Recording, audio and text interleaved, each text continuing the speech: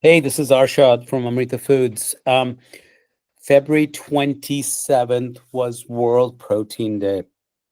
And I'm apologize because I think I'm recording this on the 27th, but it's going to get published a day or two later. But it's such an important topic, right? Because I think we all understand the need for protein. There's three important elements: it's proteins, it's carbs, and it's fats.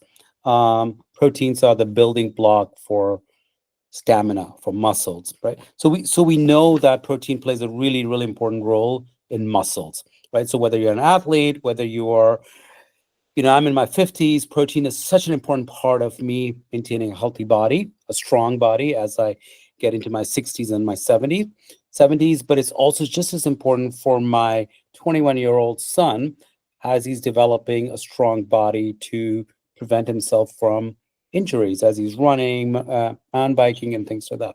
Right. So protein plays a really, really important role.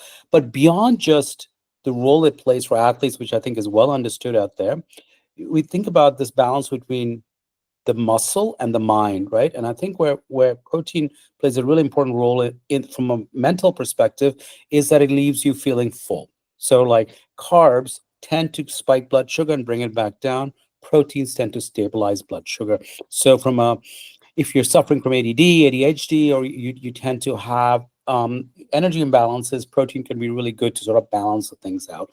Plus, obviously, healthy fats, but a lot of times proteins come with healthy fats in it. And a good example would be like, say, coconut or beans or something, even chickpeas, right? Good example. So it's about, I believe, 30% protein, 20, 30% fats, and the rest of it carbs. So really nice, well balanced out. So if I want to eat something that'll keep my blood sugar very even, a really nice big chickpea salad would be great for me, or hummus, something like that. So let's talk a little bit about protein sources, right? I think this is a lot of the controversial stuff happens here. Plant-based versus animal. Obviously, we're pro plant-based, and we'll talk about why that's the case, and some sources, right? So let's talk about the why first, right? I think for me, it's ethical. I don't believe that I need to kill animals to maintain a healthy body, a strong body, and I also believe in value for for what I'm getting. Plant proteins, is literally 1/20th of what it is to buy animal proteins. Animal protein, like $6 to $12 a pound. A can of chickpeas, a pound of chickpeas, you're talking $2 a pound, right? So literally 1/6, 1/10 of what you're paying for, for animal proteins. Obviously, beyond that, you've got cholesterol, you've got fats, you've got a high amount of whatever the animal is eating. So the animal is eating corn and soy, and those are GMOs. Those transmit up to the bloodstream, into the fats, into the proteins, right? So a tremendous amount of bad nutrition can get absorbed in commercially grown meat. Now, obviously, if it's a free range with clean nutrition, that's not a problem. But 99% of people are not eating organic grass-fed beef. They're eating commercially grown meats, which have a lot of these problems. So we talk about plant proteins and how easy it is to get what you need. An average person needs 1 gram of protein per pound of body weight. Okay. So typically somewhere around 150 to 200 grams of protein. A bag of broccoli, the thing that surprised me the most is 30% protein, right? Lentils, chickpeas, beans, soy products, nuts and seeds, coconut, spirulina, seitan, these all have a tremendous amount of protein. So I'll do a separate video I'll show you in a typical day how I can get up to 150 grams of protein.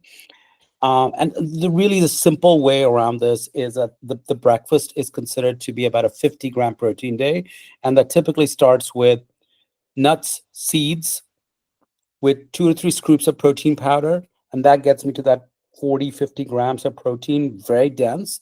I layer that up with some sweet fruits, typically bananas or some berries, water, and sometimes I'll put in some oats just to give it like that oat milk creaminess. You get a full Vitamix of smoothie, and it's got liquids in it, and I'm typically having it while I'm commuting. 2 or 3 bottles of that start whether 8, 9 o'clock in the morning. I'll take that all the way to noon, 1 o'clock in the afternoon. 50 grams of protein right there. For lunch, it's typically something really dense because I'm trying to get it down quickly. A chickpea salad, a bean salad, something just a tight bowl of it, 30 to 40 grams of protein.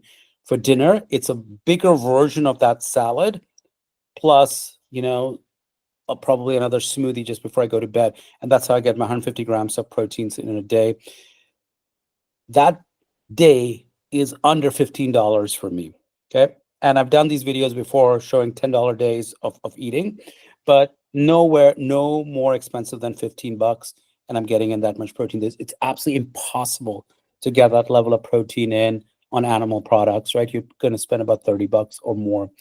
Obviously, there's a lot of personal preference on why people like to eat animal products because of taste and all that.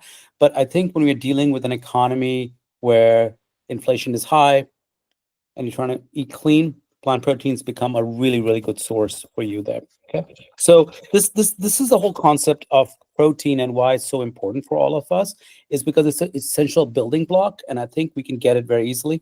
Obviously, I'm also fueling myself on the Amrita protein bars, and to me, those are typically eaten midday as snacks. So I'll have one around the 2, 3 o'clock in the afternoon time frame, in between a lunch and a dinner. And then sometimes I'll have it in the mid morning, like if my smoothie is just not cutting it out till I'm done with work, then I'll have one more. When I'm working out, I'll typically keep one in my jersey pocket, and I'll have it as soon as I'm cooling down from my workout. So I get 15 grams of protein into my body really fast. Okay. So the goal of what I'm trying to talk about here is protein is critical for longevity, for sustenance, for blood sugar balance, and that getting protein through plant sources is really easy to do. You just have to be open to these different diverse ways of getting it, and it's not an expensive way to get it. Hope this video was helpful.